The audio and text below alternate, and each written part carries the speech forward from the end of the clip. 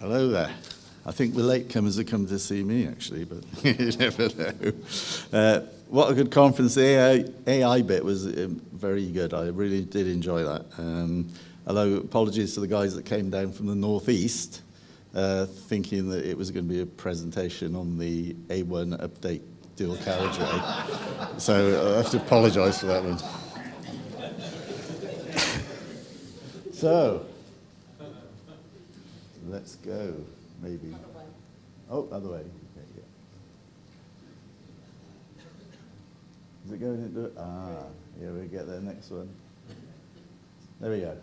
Okay, just a reminder, Tim touched on it, we do have the 5-star safety audit. It's still the deal there, so we'll look at 38 categories, 38 health and safety categories. There's 391 scoring checks within that, factory walk around. Looking for a minimum score of 70%, and any LTAs, we do a slight adjustment in that, so we reduce it down. But yeah, it's still there. It's your ring of defense. We've still got the slogan, get one free and buy one. So the opposite way around, that's still going. Last year, about 12 of you did take advantage of that, which is good. We've just started re-auditing now, so we're just going back in for the unfortunate one that they have to pay for this time. But I did a cardboard box company last week. I'm sure they wouldn't mind me saying this, and their score was 99.7%. Wow. I thought, really good. It was a really good effort. The walk around picked up a few little things, but they were easily sorted. So very pleased with that. So the same for you. Take advantage of it. It is there, and we'll be talking to you about the ones that we're going to revisit quite soon. So just touching on something that we spoke about at the last conference was the PABI objectives, which are set by the CPI. And they've sort of put things, it's mainly to the sort of integrated plants who I now gather have signed up and agreed that we'll go ahead with this.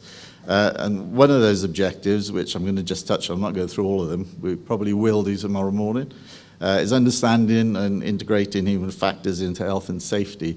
So what does that mean? Well, that's looking at safety critical tasks that we have in our industry, where someone could be injured or worse still, harmed or killed.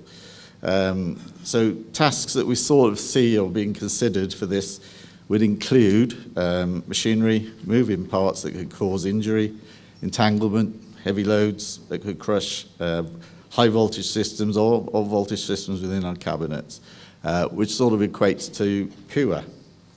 So the HSE are quite active at the moment, mainly because I think they have to earn their living as get funded, so they're self-funding. And I recently had a client where they had been in there, they were very aggressive. They felt the atmosphere actually in the site wasn't safe. I hadn't worked with the site until I was called in after their visit. And I actually had to engage with the HSE at the head office as well. And we sort of discussed what their findings were. They were happy about things, transport, they weren't happy about some machine guarding, even though the machines are fairly new. They weren't happy about the way they've been guarded. And they were considering prosecution. Not that anyone had been injured, but they were sort of considering it on that they felt there was danger within the site. So it's just something to think about. And something where PUA is where we probably need to focus a little bit on. So if you look at PUA, and this is taken not from a survey we've done or by our clients, but 43% are confident in the ability to demonstrate compliance. A good example at Cardboard Box, they're well into that area. And health and safety managers are 3 times more likely to have limited confidence in the ability to oversee PUA when compared to operational managers.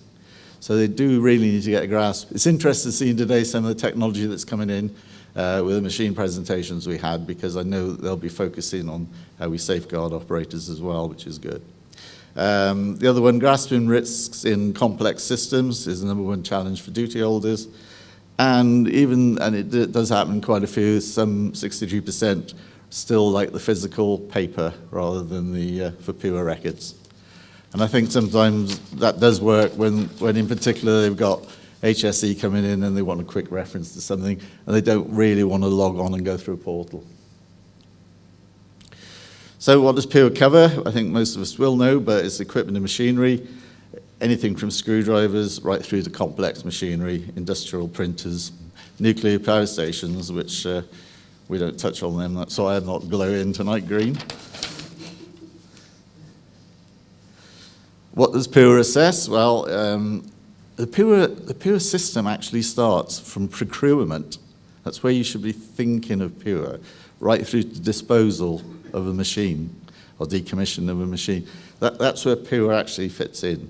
And the controls engineering, this is the areas we look at. We look at the controls of the machine, the engineering, the working environment, general things that's about the machine, isolation, guarding, safety circuits, we take a lot of importance in, signage, and mainly electrics. Electrics is an important part.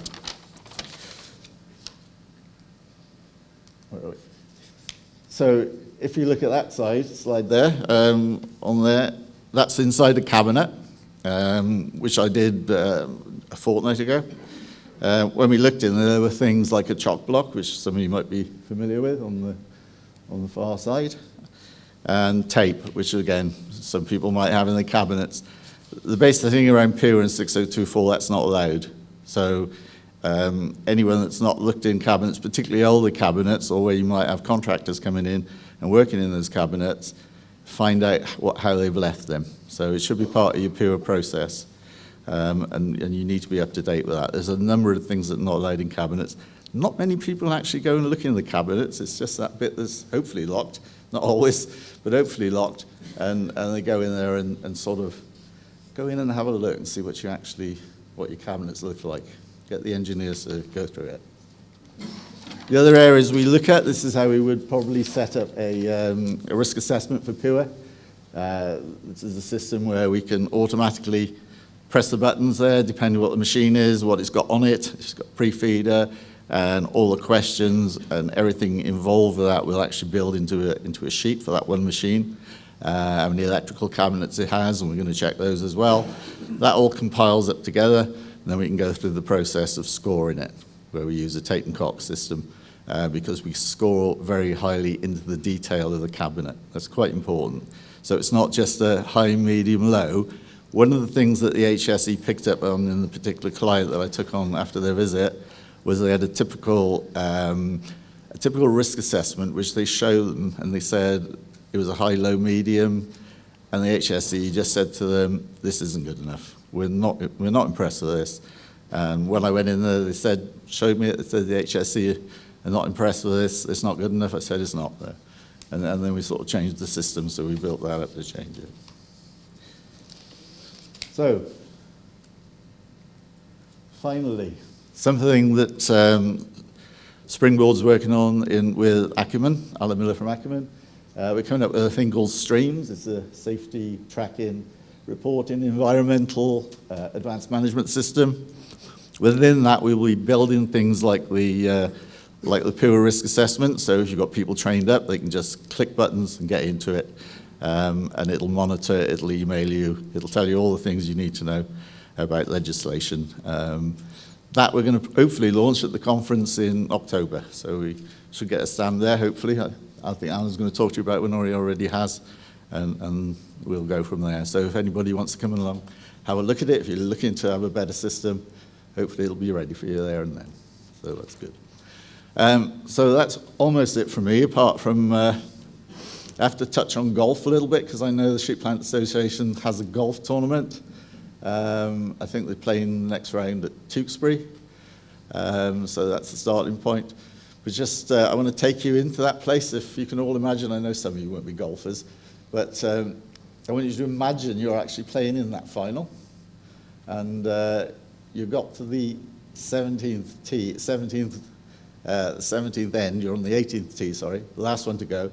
And you and your opponent, you're actually tying for the championship. So you're both on the same. So he says to you, Your Honour, you can tee off first. So you put your ball down, and when you imagine you're doing this, and you hit the ball, and it drives 250 yards dead straight, perfect, lands, ready for the next shot onto the green.